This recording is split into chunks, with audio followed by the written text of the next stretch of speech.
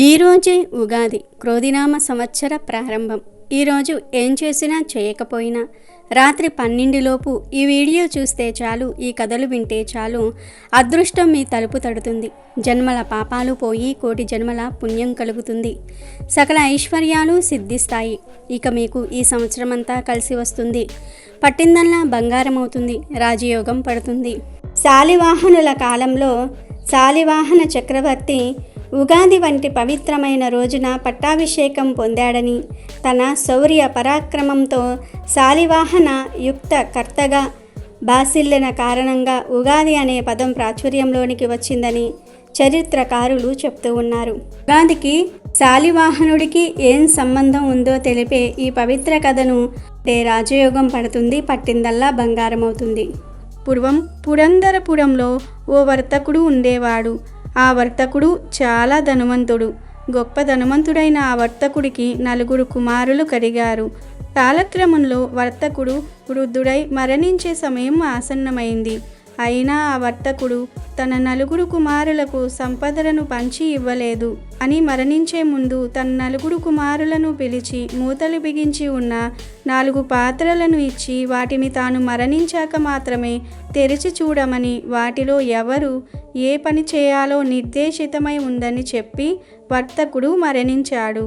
తండ్రి మరణించిన తరువాత అతడి కుమారుడు తండ్రి ఇచ్చిన పాత్రలను తెరిచి చూశారు.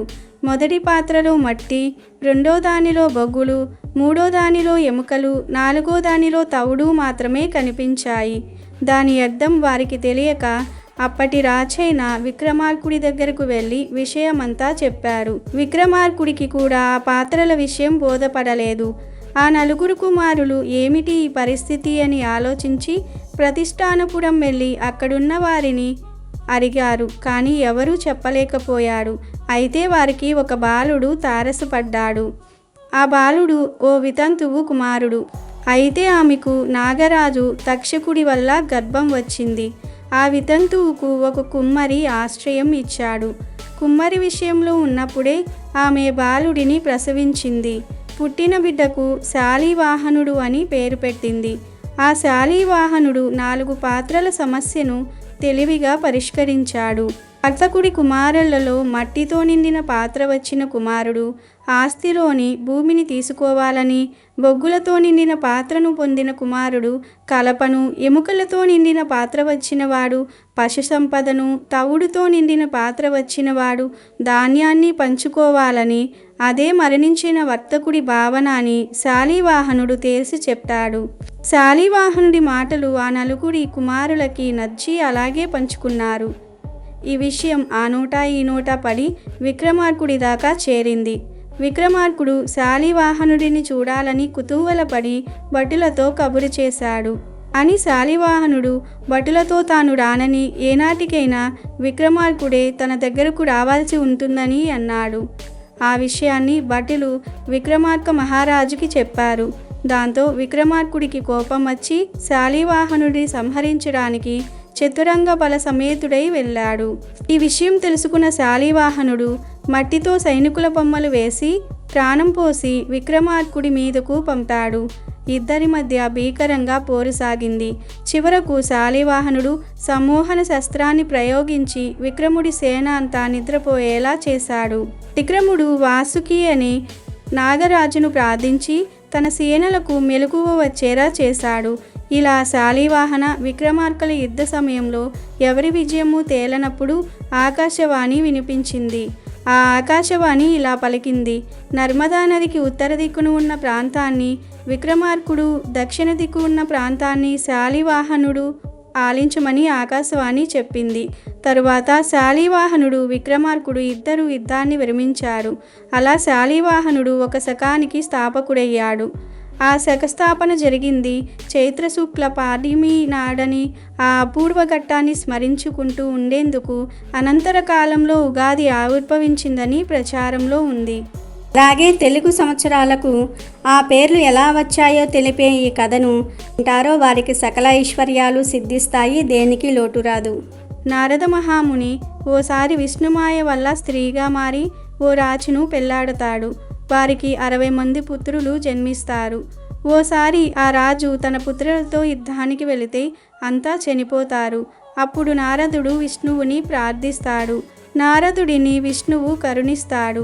నీ పిల్లలు 60 సంవత్సరాలుగా కాలచక్రంలో తిరుగుతుంటారు అని వరమిస్తాడు. అవే మన తెలుగు సంవత్సరాలుగా ప్రస్తుతం వాడుకలో ఉన్నాయి. శ్రీరామదేవుని కథను వింటే చాలు శ్రీరాముల వారి అనుగ్రహం లభిస్తుంది. మీ దశ మారిపోతుంది, కష్టాలన్నీ కూడా పోతాయి. అనగనగా పూర్వం కలాంబున ఒక బ్రాహ్మణుడు కలడు. అతని పేరు నాగం భట్టు. ఆయనకు ఒక పుత్రుడు, ఒక పుత్రిక కలరు. పుత్రుని పేరు నారాయణ భట్టు, పుత్రిక పేరు నారాయణమ్మ. వారు చాలా బీదవారు. భిక్షాటన చేసి కుటుంబ పోషణ చేసుకునేవారు. అలా కొన్నాళ్ళు అయ్యేసరికి నాగం భట్టు కాశీకి వెళ్ళి ధనము సంపాదించుకోవాలనే బుద్ధి పుట్టినది. ఆ విషయం భార్యతో చెప్పి తెల్లవారుజామున లేచి నాగం భట్టు కాశీకి ప్రయాణమై అలా వెళ్ళగా కొంత దూరము వెళ్ళేసరికి దారిలో సూతులవారు, వ్యాసులవారు, నారదులవారు ప్రత్యక్షమయ్యారు. వారు నాగం భట్టుతో, ఓ బ్రాహ్మణుడా, ఎక్కడికి వెళ్తున్నావు అని అడిగిరి. అప్పుడు నాగం భట్టు, అయ్యా, నేను కాశీకి ధనం సంపాదించుకున్నట్టుకు వెళ్ళుచున్నాను అని చెప్పాను. అప్పుడు వారు, వెర్రి బ్రాహ్మణుడా, కాశీకి వెళ్తే నీకు ధనము ఎవరైనా మూట కట్టి ఇస్తారా? కాశీకి వెళ్తే గంగా స్నానం దొరుకుతుంది, విశ్వేశ్వర్ల దర్శనం దొరుకుతుంది, అన్నపూర్ణాదేవి దర్శనం దొరుకుతుంది, కానీ నీకు ధనము ఎక్కడి నుంచి వస్తుంది? మేము ఒక కథ చెబుతాము, వింటావా అని అడిగారు. దానికి నాగం భట్టు, సరే రాములారా, మీరు ఏ దేవుని కథ వివరిస్తారో వివరించండి అని వేడుకొనెను. అప్పుడు సూతుల వారు, వ్యాసుల వారు, నారదుల వారు ఇలా చెప్పటం ప్రారంభించారు. పూర్వకాలమున కోసల రాజ్యము కలదు. ఆ రాజ్యము దశరథ మహారాజు పరిపాలించేవాడు. ఆయన పిల్లల కోసం పుత్ర కామేష్టి యాగము చేయగా దేవతలు ప్రత్యక్షమై పాయస పాత్ర ఇచ్చినారు. దశరథ మహారాజు అది పట్టుకు వెళ్ళి తన భార్యలకు కౌసల్య, సుమిత్ర, కైకేయి అను 3 భార్యలకు ఇచ్చినాడు. వారు 3 భుజించగానే గర్భవతిలైరి. 9 మాసములు నిండగానే చైత్రశుద్ధ నవమి నాడు పునర్వసు నక్షత్రమున శ్రీరామ, లక్ష్మణ, భరత, శత్రుఘ్నులు అను 4 కుమారులు జన్మించినారు. వారు దినదిన ప్రవర్ధమానులై బాలచంద్రుని వలె పెరుగుచూ ఉన్నారు. కొన్నాళ్ళయ్యేసరికి విశ్వామిత్రుడు వచ్చి రామలక్ష్మణులిద్దరినీ యాగ సంరక్షణార్థం తనతో పంపమని దశరథ మహారాజును అడుగగా విశ్వామిత్రునితో రామలక్ష్మణులను పంపుటకు దశరథుడు అంగీకరించగా ముని వారిద్దరికీ బల అతిబలాలనే విద్యలను నేర్పెను. రాముడు తటాకిని చంపి శివుని విల్లి విరిచి సీతను పెళ్లాడి అహల్యను శాప విమోచనము చేసి పరశురాముని గర్వభంగము చేసి కైక వరము చేత 14 ఏళ్ల అరణ్యవాసములో ఉండగా రావణాసురుడు సీతను ఎత్తుకొని పోగా లంకాపురముకు వెళ్ళి లంకాదహనం చేసి రావణాసురుణ్ణి వధించి విభూషణుడికి పట్టము కట్టి తిరిగి వచ్చి పట్టాభిషక్తుడై సుఖముగా రాజ్యమును ఏలుచూ ఉండెను. ఇది రామదేవుని కథ అని సూతుల వారు, వ్యాసుల వారు, నారదుల వారు నాగం భట్టుకు చెప్పి 5 లక్ష్మీవారములు పూజలు చేసి ఆవునేతితో దీపం పెట్టి ఆవు పాలు, గోధుమ రవ్వ, పంచదార కలిపి 5 ఉండలుగా ప్రసాదం చేసి రామదేవునకు నైవేద్యం పెట్టవలెను. 1 ఉండ రామదేవునికి, 1 ఉండ బ్రాహ్మణుడికి, 1 ఉండ ముత్తైదువునకు, 1 ఇరుగు పొరుగు వారికి, 1 ఉండ భార్యా పిల్లలు తినవలెను. ఈ విధంగా 5 లక్ష్మీవారములు పూజ చేయవలెను. అలాగే నిత్యం ఈ రామదేవుని కథ చెప్పుకునేవారు అష్టైశ్వర్యములతో, ఇష్ట సంపదలతో తులతూగుదురు అని సూతుల వారు, వ్యాసుల వారు, నారదుల వారు నాగం భట్టుకు చెప్పి మాయమైపోయారు. ఇక నాగం భట్టు తిరిగి ఇంటికి వెళ్ళి రామదేవుని వ్రతం చేశాడు. రామదేవుని కథ ప్రతినిత్యము కొడుకుకు, కూతురికి చెప్పేవాడు. అలా కొంతకాలం అయ్యేసరికి వారికి సిరి సంపదలు కలిగాయి. ఇక నాగం భట్టు ఇప్పుడు కాశీకి వెళదామనుకుని కొంచెం ధనం మూట కట్టుకుని కాశీ కావడి భుజం మీద వేసుకుని కుమారుణ్ణి, కుమార్తెను పిలిచి, అబ్బాయి, అమ్మాయి, మీరు రామదేవుని కథ విడవకుండా శ్రద్ధగా చెప్పుకుంటూ ఉండమని నారాయణమ్మతోనూ నారాయణ భట్టుతోనూ చెప్పి కాశీకి ప్రయాణమై వెళ్ళిపోయాను. ఆ మరునాడు కుమారుడు ఆయా వారమునకు వెళ్ళి వచ్చి తల్లిని పిలిచి, అమ్మ రామదేవుని కథ చెప్తాను విందువు గాని రామ్మ అని పిలిచెను. అప్పుడు ఆమె, నాయన వంటవేళ అయ్యింది, ప్రొద్దున్నే దాసి పాచి పనికి వచ్చే వేళ అయినది, ఇప్పుడు కథ వినను అనెను. మళ్ళీ మధ్యాహ్నం కుమారుడు తల్లిని పిలిచి కథ చెప్తాను విందువు గాని రామ్మ అని అనెను. దానికి తల్లి, ఇప్పుడేమి కథ నాయన, పడకవేళ నిద్రవేళ, ఇప్పుడు వినను అనెను. అలా ఆమె రామదేవుని కథను నిర్లక్ష్యం చేయటం వలన రామదేవునికి కోపం వచ్చింది. దానితో ఎలా వచ్చిన ఐశ్వర్యములు అలాగే వెళ్ళిపోయాయి. బిందెలు, చెంబులు, గిన్నెలు అన్నీ దొరలి ఇరుగు పొరుగు వారి ఇండ్లకు వెడలిపోయెను. అంతకు ముందు నుంచి ముష్టి ఎత్తుకునే చిల్లు రాగి చెంబు కూడా దొర్లి వెడలిపోవచున్నది. అప్పుడు కూతురు అయినటువంటి నారాయణమ్మ ఇదంతా చూసి, అమ్మ ఆ చెంబైనా ఉంచమని కోరవే అమ్మ అని చెప్పగా, తల్లి అదైనా ఉంచు రామదేవుడా తండ్రి అని వేడగా ఆ చెంబు తప్ప మిగతావన్నీ వెడలిపోయినవి. వారి గుటిలో ఉన్న వెండి కంచము కూడా దొర్లిపోవచ్చు ఉండగా, అప్పుడు ఆమె కంచము అంచు పట్టుకుని లాగినది. దానితో సగము అంచు విరిగి సగము అంచు పొరుగువారికి వెడలిపోయినది. మరునాటి ఉదయమున తల్లి వారింటికి నిప్పు కొరకు వెళ్ళి, వారింటిలోనున్న కంచము అంచు మాదే అన్నది. అప్పుడు వారు, మీ కంచము అంచు మా ఇంటికి ఎలా వచ్చిందమ్మా? మేము మీ ఇంటికి వచ్చినామా? మీరు మా ఇంటికి వచ్చినారా? కాబట్టి ఆ కంచము మాదే అన్నారు. అలా కాదు, మా ఇంటిలో కూడా కంచము అంచు ఉన్నది, పట్టుకుని వస్తానని 2 దగ్గర పెట్టి చూడగా 2 అతుక్కుపోయెను. అప్పుడు ఆ పొరుగింటి వారు ఈ కంచము మాది అని తీసుకున్నారు. ఇక ఆ తల్లి చేసేదేమీ లేక సిగ్గుపడి లజ్జపడి ఇంటికి వచ్చినది. అప్పుడు కుమారుడు చూసి, ఏమన్నారమ్మా అని అడుగగా, కంచం మాదే అని వారే పుచ్చుకున్నారని చెప్పెను. అప్పుడు కుమారుడు, ఇప్పుడైనా రామదేవుని కథను చెప్తాను వింటావా అమ్మా అని అడిగెను. అప్పుడు తల్లి, నేను కథ వినను, కార్యము వినను, ఏ పని పాటో చేసుకుని బ్రతుకుతా గాని రామదేవుని కథ మాత్రము వినను. ఎలా వచ్చిన ఐశ్వర్యం అలాగే వెళ్ళిపోయినది. నీ చెల్లెల్ని మాత్రం తీసుకుని వెళ్ళి ఎవరికైనా ఇచ్చి పెళ్లి చేయమని చెప్పాను. ఆమె ఆజ్ఞ ప్రకారంగా నారాయణ భట్టు చెల్లిని తీసుకుని ప్రయాణమైనాడు. వారు ఊరి చివరికి వెళ్ళేసరికి కాశీకి వెడలిన నాగంభట్టు తిరిగి ప్రయాణము ధనము మూట కట్టుకుని వస్తున్నాడు. నాగంభట్టు ఊరి చివరకు వచ్చి అక్కడ కోనేరులో కాళ్ళు కడుగుతూ ఉండగా ఎక్కడి నుంచో ఒక పెద్ద గరుడ పక్షి వచ్చి ఆ డబ్బు మూటను ఎత్తుకుపోయెను. అయ్యో ధనమంతా పోయిందే అని నాగంభట్టు విచారిస్తూ ఇంటికి వస్తూ ఉండగా కొంత దూరం వచ్చేసరికి నారాయణమ్మ, నారాయణ భట్టు కనిపించారు. నాగంభట్టు వారిని చూసి, అబ్బాయి అమ్మాయి మీరు సుఖంగా ఉన్నారా అని అడిగెను. దానికి వారు, ఏమున్నది నాన్నగారు, యథాప్రకారమునకు ఏమీ లోటు లేదు. మీరు వెళ్ళినది మొదలు కథ చెప్తాను వినమంటే అమ్మ వినలేదు. కాబట్టి రామదేవునికి కోపం వచ్చి ఎలా వచ్చిన ఐశ్వర్యం అలాగే వెడలిపోయినది అని జరిగిందంతా కూడా తండ్రికి చెప్పెను. ఆమె ఆజ్ఞ ప్రకారము చెల్లిని వెంటబెట్టుకుని వస్తున్నాను. మీ ఆజ్ఞ ఏమిటి నాన్నగారు అని కొడుకు అడుగుతాడు. నాగంభట్టు, సరే అలాగే చెల్లికి పెళ్లి చేయమని చెప్పి విచారిస్తూ ఇంటికి వెడలినాడు. నారాయణ భట్టు నారాయణమ్మను వెంటబెట్టుకుని వెళ్తూ ఉండెను. అలా వెళ్ళగా కొంత దూరం వెళ్ళేసరికి నారాయణ భట్టుకు ఒక బ్రాహ్మణుడు కనిపించెను. అప్పుడు నారాయణ భట్టు ఆ బ్రాహ్మణుడితో, ఓ బ్రాహ్మణుడా, నీకు నా చెల్లెల్నిచ్చి పెళ్లి చేస్తాను, చేసుకుంటావా అని అడిగెను. దానికి ఆ బ్రాహ్మణుడు, నాకు పెండ్లి వద్దు, పేరంటము అక్కర్లేదని చెప్పెను. సరే అని నారాయణ భట్టు నారాయణమ్మను వెంటబెట్టుకుని మరలా కొంత దూరము పోయేసరికి ఇంకొక బ్రాహ్మణుడు కనిపించినాడు.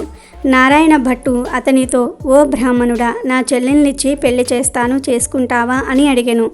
నాకు పెండ్లి వద్దు, పేరంటము వద్దు, ఇది వరకే 2 భార్యలు ఉన్నారు అనెను.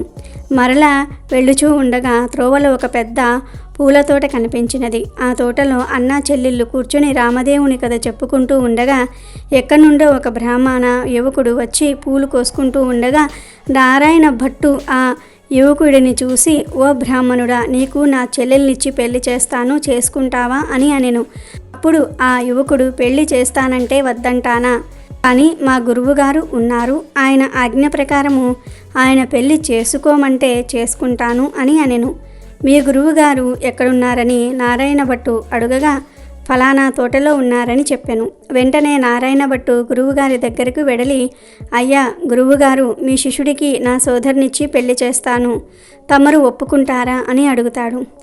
గురువు, బ్రహ్మచారి గృహస్థునిగా చేస్తానంటే వద్దంటానా, కానీ వాడి దగ్గర చింతాకాంత బంగారం లేదు, గోపాదమంత భూమి లేదు, మీకిష్టమైతే చెయ్యండి, కష్టమైతే మానండి అని పలికెను.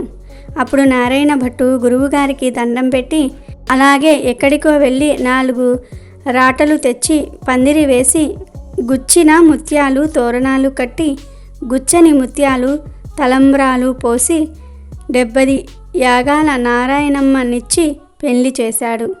వారక్కడనే కూర్చొని కథ చెప్పుకున్నారు. అలా కొన్నాళ్ళయ్యేసరికి వారిద్దరికీ ఒక విప్రుడు వచ్చి, మీకు 4 ఎకరముల భూమి ధారపోస్తున్నాను, పుచ్చుకోవలసిందని చెప్పగా, అప్పుడు వారు, మేము రామదేవుని కథ చెప్పుకొనుకుచూ ఉన్నాము, కథ అవ్వగానే పుచ్చుకుంటాం, నీకిష్టమైతే కూర్చొని కథ వినండి అన్నారు. కథ అయిన తర్వాత ఆ బ్రాహ్మణుడు రాగి చెంబులో నీరు పోసి, ఫలానా తోటలో ఆస్తి ఉన్నది, అనుభవించమని 4 ఎకరాల భూమి వారికి ధారపోసి ఆ విప్రుడు ఎక్కడికో వెళ్ళిపోయాను. అలా నారాయణ భట్టు, నారాయణమ్మ భర్త ఆ 4 ఎకరముల భూమి అనుభవించుచు కథ చెప్పుకుంటూ అక్కడనే ఉన్నారు. అలా కొన్నాళ్ళయ్యేసరికి ఆ ఊరి రాజుగారు ఒక భవనం కట్టించి కొంత ధనం పుణ్య దంపతులకు ధారపోయాలని చూస్తున్నారట. ఎక్కడ వెతికినా సరైన పుణ్య దంపతులు దొరకలేదు. ఒక రాత్రి రామదేవుడు రాజు కలలో కనిపించి, ఫలానా తోటలో పుణ్య దంపతులున్నారు, వారిని తీసుకువచ్చి ధారపోయండని ఆజ్ఞాపించారు. వారి ఆజ్ఞ ప్రకారం మరునాడు ఉదయం లేచి 16 మంది బోయిలను పల్లెకిని తోటలోనికి పంపిరి. వారు తోట దగ్గరకు వచ్చి, ఏమండోయ్, మా దేశపు రాజుగారు ఒక గృహము కొంత భాగము మీ ఇద్దరికీ ధారపోస్తారంట, మిమ్మల్ని వెంటబెట్టుకుని రమ్మని పంపిరి, కావున రావలసింది అనిరి. దానికి నారాయణ భర్త, మేము రామదేవుని కథ చెప్పుకుంటూ ఉన్నాము, మీకు ఇష్టమైతే కూర్చొని కథ వినండి అనగా, బోయిలు కథ విన్న తరువాత ఆ పుణ్య దంపతులను తీసుకొని వెడలి రాజుగారికి అప్పగించిరి. రాజు సంతోషంతో ఆ గృహము ధనము వారికి ధారపోసి వెళ్ళిపోయేరి. అప్పుడు నారాయణ భట్టు ఆమె భర్త అక్కడ కూర్చొని ఆ గృహము ఆ ధనము 4 ఎకరముల భూమి అనుభవిస్తూ అక్కడ కథ చెప్పుకొనుచూ ఉండిరి.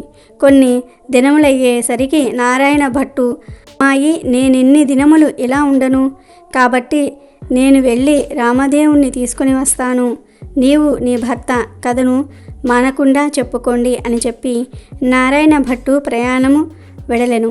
నారాయణమ్మ ఆమె భర్త మానకుండా కథ చెప్పుకొంచూ ఉన్నారు. నారాయణ భట్టు కొంత దూరం వెళ్ళగా ఒక గ్రామం వచ్చినది.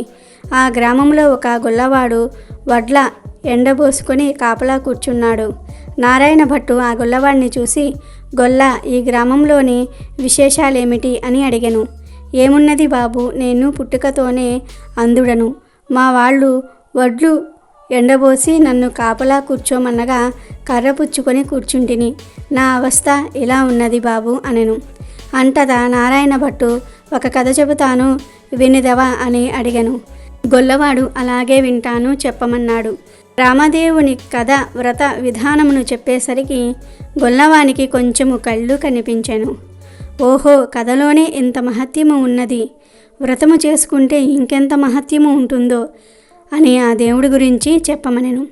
అప్పుడు నారాయణ భట్టు, అది రామదేవుని మహత్యము, 5 లక్ష్మీ వారములు పూజ చేసి ఆవునేతితో దీపం పెట్టవలెను, ప్రసాదము 5 ఉండలు చేసి రామదేవునికి నివేదించి ముత్తైదువులకు బ్రాహ్మణులకు ఇరుగు పొరుగు వారికి ఇచ్చి భార్య పిల్లలు తినవలెను అని గొల్లవాడికి చెప్పి వెడలిపోయాను. అలా నారాయణ భట్టు తిరిగి కొంత దూరము వెళ్ళేసరికి ఒక రాజు విచారిస్తూ ఉండెను. నారాయణ భట్టు ఆ రాజును చూసి, ఏమి రాజా విచారిస్తూ ఉన్నారు అని అడిగెను. దానికి ఆ రాజు, నారాయణ, నా భార్య బిడ్డలు పరారైనారు, నా రాజ్యము పరాయి రాజులు తీసుకునిరి, నా అవస్థ ఇలా ఉన్నది బాబు అని చెప్పెను. అప్పుడు నారాయణ భట్టు, నేను ఒక కథ చెబుతాను వింటారా అని అనెను. రాజు, అలాగే వింటాను, చెప్పవలసింది మహానుభావ అనెను. ఇక నారాయణ భట్టు రామదేవుని కథ అంతా కూడా రాజుకు చెప్పి వ్రత విధానమంతా కూడా వివరించెను. ఆ రాజుగారు వ్రతం చేసుకొనగా పరారైన భార్యాబిడ్డలు, పరాయి రాజు తీసుకున్న రాజ్యము తిరిగి ప్రాప్తించెను. అప్పుడు రాజు సంతోషంతో నారాయణ భట్టుని చూసి, ఏమండి మహానుభావ, మీరు ఏ దేవుడో చెప్పవలసినది, మిమ్మల్ని పూజ చేసుకుంటాము అని అడిగారు. అప్పుడు నారాయణ భట్టు, నేను ఏ దేవుడను కాను, ఇది రామదేవుని కథ మహత్యము. మీరు 5 లక్ష్మీవారములు 5 ఆదివారములు పూజ చేయమని చెప్పి వ్రత విధానమంతా కూడా చెప్పి మరలా కొంత దూరం వెళ్ళగా ఓ స్త్రీ విచారిస్తూ కూర్చున్నది. ఆ స్త్రీని చూసి నారాయణ భట్టు, ఎందుకు విచారిస్తూ ఉన్నావు తల్లి అని అడిగెను. అప్పుడు ఆమె, ఏముంది బాబు, చిన్నతనంలోనే పెళ్ళి అయింది. నా భర్త దేశాంతరం వెడిలినాడు. నా తల్లిదండ్రి అత్తమామలు కొన్నాళ్ళు చూసి, ఎన్నాళ్ళు నిన్ను ఇలా చూస్తాము అని వదిలివేశారు. కాబట్టి నా అవస్థ ఇలాగున్నది బాబు అని చెప్పినది. అప్పుడు నారాయణ భట్టు, నేనొక కథ చెప్తాను, వింటావా అమ్మా అనెను. అలాగే వింటాను బాబు, చెప్పమన్నది ఆ స్త్రీ. దాంతో నారాయణ భట్టు ఆ స్త్రీకి రామదేవుని కథంతా కూడా చెప్పి వ్రత విధానమంతా కూడా చెప్పేసరికి దేశాంతరము వెళ్ళిన ఆమె భర్త తిరిగి వచ్చాడు. తల్లిదండ్రి అత్తమామలు వచ్చారు. ఆమె సంతోషించి నారాయణ భట్టును చూసి, ఏమండి మహానుభావ, మీరు ఏ దైవమో చెప్పండి, మిమ్ములను మేము పూజ చేసుకుంటాము చెప్పమని అడిగాను. అప్పుడు నారాయణ భట్టు, ఇదంతా రామదేవుని కథ మహత్యము. 5 లక్ష్మీవారములు 5 ఆదివారములు మానకుండా పూజ చేయమని కథ విధానమంతా కూడా చెప్పి కొంత దూరము వెళ్ళేసరికి ఒక గ్రామం వచ్చినది. నారాయణ భట్టు ఆ గ్రామంలో ఒక ఇల్లాలి ఇంటికి వెళ్ళి, అమ్మ పూజ చేసుకుంటాను, కొంచెం ఇల్లు ఇస్తావా అని అడిగాను. అప్పుడు ఆ ఇల్లాలు, మా ఇంటిలో మడి ఆచారం గనుక కుదరదు, ఇల్లు లేదు, వెడలిపోండి అని అన్నది. అప్పుడు నారాయణ భట్టు, కోనేరైనా సరే చూపించి తల్లి అని అడిగాను. దానికి ఆ ఇల్లాలు, తూర్పు దిశ ఈశాన్య మూలగా ఒక కోనేరు ఉన్నది, వెళ్ళమని చెప్పాను. అప్పుడు ఆ కోనేరు దగ్గరకు వెడలి స్నానము చేసి మడిబట్ట ఆరవేసుకొని ఇల్లు ఇవ్వనన్న ఇల్లాలి అరుగు వద్దకు వచ్చి తూర్పు దిశ ఈశాన్య మూలగా ఒక పుచ్చు పీటకు పసుపు రాసి బొట్టు పెట్టి దాని మీద రామదేవుని పటము పెట్టి కథ చదువుకొనుచూ ఉన్నాడు. అంతలో ఆ ఇల్లాలు యువతలకు వచ్చి చూడగా నారాయణ భట్టు ఆమెకు తాంబూలము దక్షిణ ప్రసాదం ఇచ్చాడు. ఆమె తాంబూలం పుచ్చుకొని లోపలికి వెడలిపోయాను. నారాయణ భట్టు కథ చదువుకొని అక్షింతలు తల మీద వేసుకొని ఇంటి మీద వేసి వెళ్ళిపోయాను. అతడు ఇలా వెళ్ళగానే ఆ ఇల్లు ఇంద్రభవనమైనది. ఇది చూసిన ఇల్లాలు ఆశ్చర్యపోయింది. ఆయా వారమునకు వెళ్ళిన తన భర్త తిరిగి వస్తే ఆ ఇల్లు తమదేనని తెలుసుకోలేడని ఆమె వీధి అరుగు మీద కావలి కూర్చుంది. ఇంతలో ఆమె భర్త పెడమూట వేసుకుని ఇల్లు కానక కంగారు పడి అక్కడ నిలబడి ఉండెను. ఆమె భర్తను చూసి, ఈ ఇల్లు మనదే, ఇలా రండి అంది. కానీ ఆమె భర్త, ఇది మన ఇల్లు కాదు, నేను రానని అంటాడు. అప్పుడు ఆమె, ఇది మన ఇల్లే, ఇలా ఎందుకయ్యినదో చెప్తాను వినండి. ఎక్కడి నుంచో ఒక బ్రాహ్మణుడు వచ్చి పూజ చేసుకుంటాను, ఇల్లు ఇవ్వమని అడిగాడు. నేను ఇవ్వనని చెప్పి తిని. అప్పుడు అతను ఒక కోనేరైనా చూపించమనెను. అప్పుడు నేను తూర్పు దిశగా ఈశాన్యంలా కోనేరున్నదని చెప్పి తిని. అతడు కోనేరు దగ్గరకు పోయి స్నానం చేసి మడిబట్ట ఆరవేసుకొని మన అరుగు మీదకు వచ్చి ఒక పీటకు పసుపు రాసి బొట్టు పెట్టి తూర్పు దిశ ఈశాన్యమూలగా పెట్టి యందు రామదేవుని పటము పెట్టి పూజ చేసి ఆవు పాలు గోధుమ నూక పంచదార కలిపి ప్రసాదముగా ఉండలు చేసి రామదేవునికి నైవేద్యం పెట్టి కథ చెప్పుకొనుచూ ఉండెను. నేను బయటకు వచ్చేసరికి తాంబూలాది దక్షిణ ప్రసాదములు నాకు ఇచ్చినాడు. నేను లోనికి వెళ్ళిపోయి తిన్నాను. అతడు కొన్ని అక్షింతలు తల మీద వేసుకొని మరికొన్ని అక్షింతలు మన ఇంటి మీద వేసి వెళ్ళిపోగా ఇల్లు ఇలా ఇంద్రభవనంగా మారినది. ఇదంతా ప్రసాద మహత్యము అని పలికెను.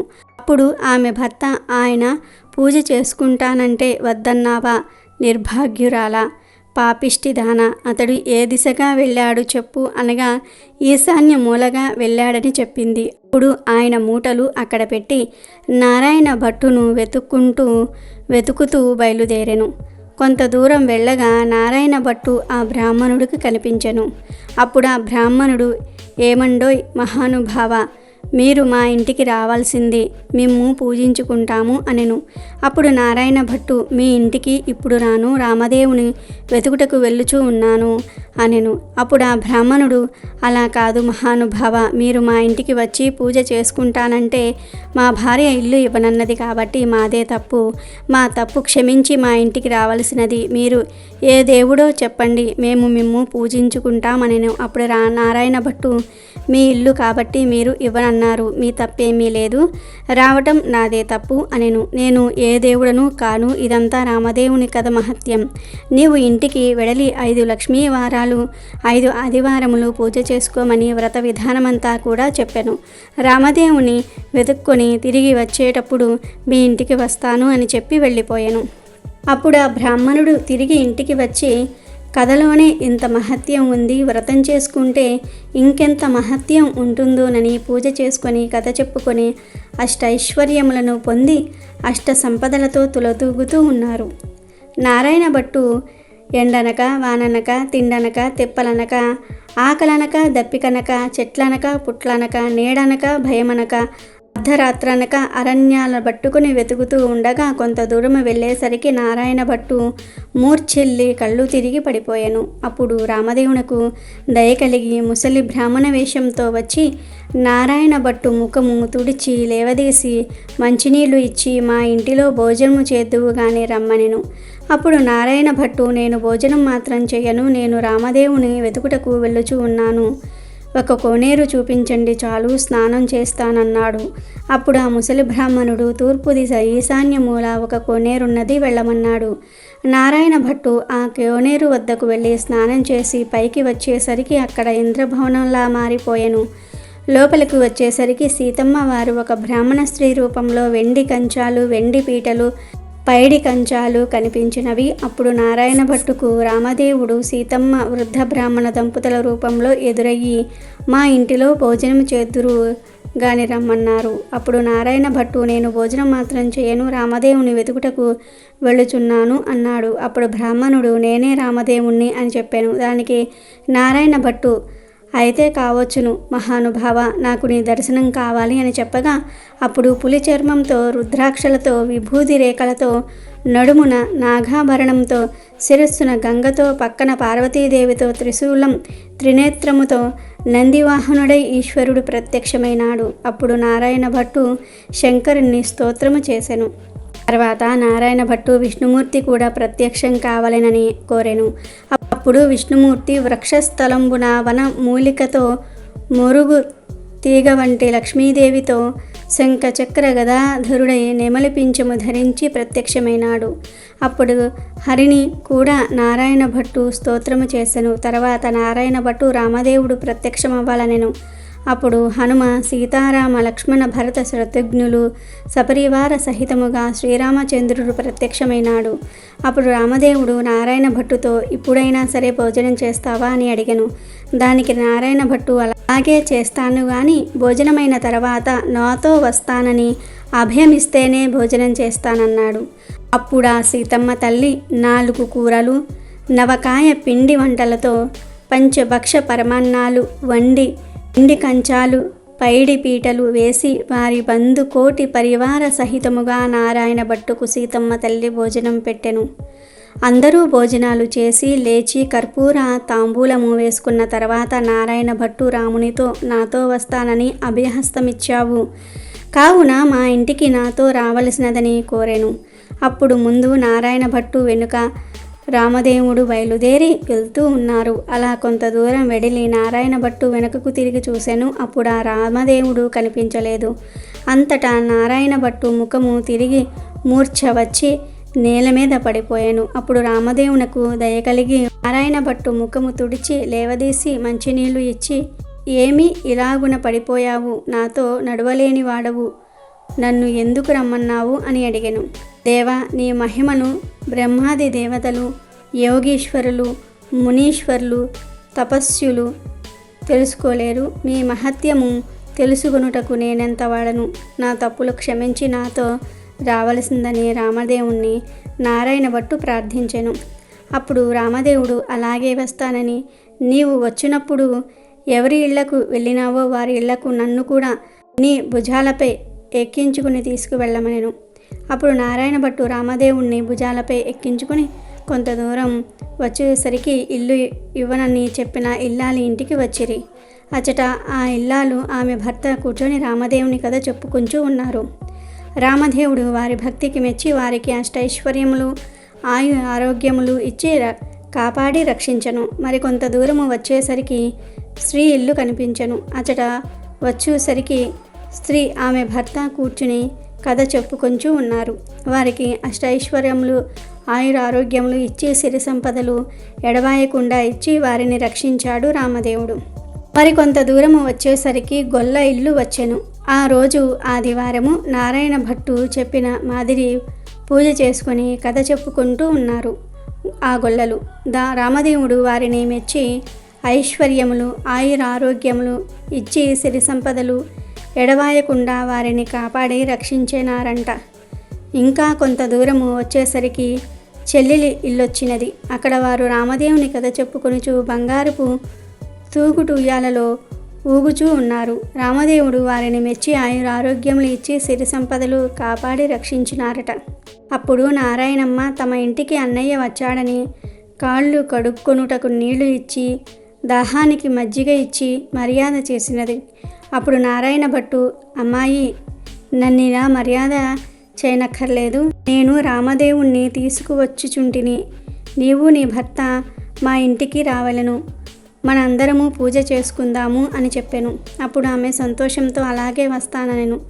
నారాయణమ్మ ఆమె భర్తతో నారాయణ భట్టు రామదేవునితో సహా వారందరూ కూడా బయలుదేరి వారి గ్రామము పొలిమేరకొచ్చేసరికి గ్రామంలోని వారు కొందరు చూసి పరుగున పోయి వారి తల్లిదండ్రులతో, ఏమండై, నాగంభట్టు గారు మీ అబ్బాయి, అమ్మాయి, అల్లుడు ఇంకా ఎవరెవరో బయలుదేరి వచ్చుచూ ఉన్నారని పరుగున వెడలి చెప్పిరి. అప్పుడు నారాయణ భట్టు తల్లిదండ్రులు పరుగున వచ్చి సంతోషంతో కుమారుణ్ణి కుమార్తెను కౌగిలించుకుపోయినారు. అప్పుడు నారాయణ భట్టు చూసి, అమ్మా, నన్ను ముట్టుకోవద్దు. ఇప్పుడు నేను రామదేవుణ్ణి తీసుకుని వస్తూ ఉన్నాను. మీరు మా ఇంటికి వెళ్ళి 4 మూలలు దులిపి నల్లగా అలికి తెల్లగా ముగ్గు పెట్టి చక్కగా పసుపు రాసి మామిడాకుల తోరణాలు కట్టి ఒక పీటకు పసుపు రాసి బొట్టు పెట్టి తూర్పు దిశ ఈశాన్య మూలగా ఉంచి రామదేవుని పటం పెట్టి గోధుమ నూక, పంచదార, ఆవు పాలు కలిపి ప్రసాదం 5 ఉండలు చేసి పూజకు అన్నీ కూడా సిద్ధం చేసి నాకు కబురు చేయండి. అప్పుడు నేను రామదేవుణ్ణి తీసుకుని వచ్చేదనని చెప్పాను. దాంతో నాగంభట్టు సంతోషమున ఇంటికి వచ్చి 4 మూలలా దులిపి అలికి ముగ్గులు పెట్టి పచ్చగా పసుపు రాసి మామిడాకులు తోరణాలు కట్టి 4 మూలల వెతకగా ఒక పుచ్చు పీట కనిపించింది. ఆ పీటకు పసుపు రాసి బొట్టు పెట్టి కుమారుడు చెప్పిన ప్రకారంగా సిద్ధపరిచాడు. నీవు రామదేవుని తీసుకురమ్మని కుమారుడికి కబురు పంపెను. అప్పుడు నారాయణ భట్టు సంతోషంతో రామదేవుణ్ణి భుజాలపై ఎక్కించుకొని ఆ గ్రామం 4 వీధులు ఊరేగించి ఇంటికి తీసుకువచ్చి రామదేవునితో, తండ్రి, మా ఇంటిలో మీరు కుడి పాదము పెట్టవలెనని ప్రార్థించను. అప్పుడు రామదేవుడు వారి ఇంటిలో కుడి పాదము పెట్టేసరికి పెద్ద ఇంద్రభవనముగా మారిపోయినది. అప్పుడు నారాయణ భట్టు రామదేవునితో ఇలా అనెను, అపరాధిని కాబట్టి నాకు ఉన్న ఈ పుచ్చుపీటయే సింహాసనమును కొని దయుంచి తమరు కూర్చుండవలసినదిగా వినయంగా ప్రార్థించను. ఆ మాట విని రామదేవునకు జాలి కలిగి ఆ పీట మీద కూర్చుండేసరికి అది వజ్రాలు, వైఢూర్యాలు, కెంపులు, మాణిక్యములతో చేసిన బంగారపు సింహాసనంగా మారింది. అందు హనుమ, సీత, లక్ష్మణ, భరత, శత్రుఘ్నాది సపరివార సహితంగా శ్రీరామచంద్రమూర్తి తన ఇంటిలో ఆసీనులై వెలిసినారు. అప్పుడు రామదేవుని వ్రతం చేసుకుందాం అనేసరికి అంతలోనే ఎక్కడ నుండి ఒక బీద బ్రాహ్మణుడు వచ్చి, ఏమండోయ్ నాగంభట్టు గారు, మీ అబ్బాయికి మా అమ్మాయినిచ్చి పెళ్లి చేస్తాం, ఒప్పుకుంటారా అని అడుగగా, పెళ్లి చేస్తానంటే వద్దంటానా బాబు, అలాగే చేసుకుంటాము అనెను. నాగంభట్టు గారు పచ్చని పందిరులు వేయించి గుచ్చిన ముత్యాలు తోరణాలు కట్టి గుచ్చని ముత్యాలు తలంబ్రాలు పోసి 70 యాగాల నారాయణ భట్టు పెళ్లి చేసెను. నారాయణ భట్టు పెళ్ళైన తర్వాత భాగంభట్టు భార్య, నారాయణ భట్టు భార్య నారాయణమ్మ, ఆమె భర్త వారంతా రామదేవుని వ్రతం చేసి 5 లక్ష్మీవారములు 5 ఆదివారములు పూజ చేసి నైవేద్యం పెట్టి కథ మానకుండా చెప్పుకుంటూ ఉన్నారు. రామదేవుడు వారు భక్తికి మెచ్చి రక్షించినాడు. ఈ నోము ప్రపంచమంతా నోచిన వారందరూ కూడా అష్టైశ్వర్యవంతులై సుఖముగా నుండిరి.